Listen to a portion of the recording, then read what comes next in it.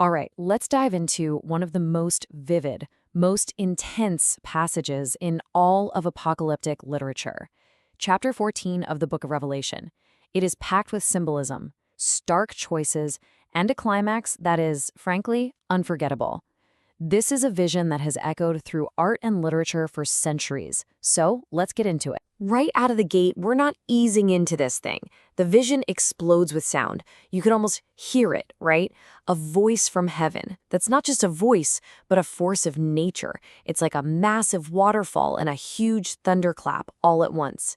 It immediately tells you that whatever is about to happen is on a cosmic scale. So after that incredible sound, where do we land? Well, you might be expecting fire and brimstone to start, but no. The vision actually opens on a surprisingly serene and symbolic scene.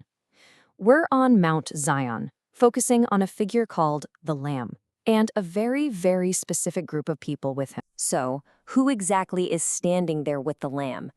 This isn't just a random crowd. They're set apart by two key things. First, there's a very precise number of them, and second, they have a mark on their foreheads, the Father's name. It's a clear sign of who they belong to. And what's that magic number? It's 144,000. Not around that number, exactly that.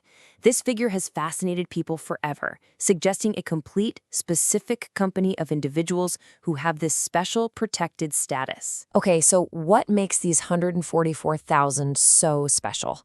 The text gives us a kind of checklist of their qualities. They have a kind of symbolic purity and an absolute, unwavering loyalty. They follow the Lamb everywhere. They're called the firstfruits, which is an old farming term for the very best of the harvest, the cream of the crop, set aside for God. In short, they're presented as morally perfect. And get this, it's like they have their own exclusive anthem.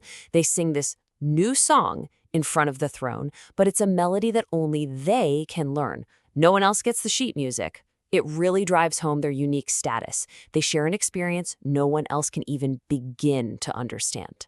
All right, so we're leaving that calm, exclusive scene on the mountain. The camera, if you will, pulls way, way back. We go from that intimate gathering to the vastness of the sky where a series of angels appear, and each one has a message for the entire world. And boom, there it is. An angel soaring right in the middle of the sky where literally everyone on Earth can see and hear it. And its mission is huge, to deliver what the text calls the everlasting gospel to every nation, tribe, and tongue. This is a global broadcast. So what is this angel shouting for all to hear? It's a simple, urgent command. It tells everyone on Earth to fear God and to worship the Creator. But here's the kicker, the reason for the urgency. For the hour of his judgment is come. The time for choosing sides is officially here. Okay, if you thought that was intense, hold on. After that universal call to worship, the angelic messages get way more specific and a lot more dire. The next two angels deliver targeted takedowns, focusing on two major symbols of opposition. Next up, angel number 2. This one doesn't waste any time with a long sermon. His message is short, sharp, and it's a bombshell announcement about a very famous symbolic enemy. Babylon is fallen. Now, we're not talking about the historical city. In this kind of literature, Babylon is basically code. It stands for the entire corrupt, idolatrous world system. And the reason for its fall? Because it led the whole world astray. And then the third angel. This is where the tone gets even darker, and the message gets really personal. This angel is shouting, making absolutely sure that nobody misses this next warning, because it's all about a choice that every single person has to make. So remember how the 144,000 had the Father's name on their foreheads? Well, this is the flip side. The third angel warns against taking the other mark, the mark of the beast. It's the ultimate line in the sand. It's about allegiance. Whose side are you on? And making this choice, according to the vision, has ultimate consequences. So the vision lays it all out, side by side. It's a cosmic choose-your-own-adventure, but with, eternal stakes. On one path, for those who worship the beast, you get the wine of God's wrath. And it's not good. It's torment, fire, no rest. Ever. But on the other path, for those who keep the commandments, the saints, they're called blessed. They find rest. Their works follow them. The contrast could not be more extreme. Okay, the warnings have been given, the lines have been drawn. So what's next? Now we get the stunning climax.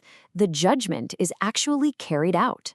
And it's all described using the metaphor of a great final harvest of the entire planet, done in 2 stages. The narrator looks up and sees this incredible, majestic figure.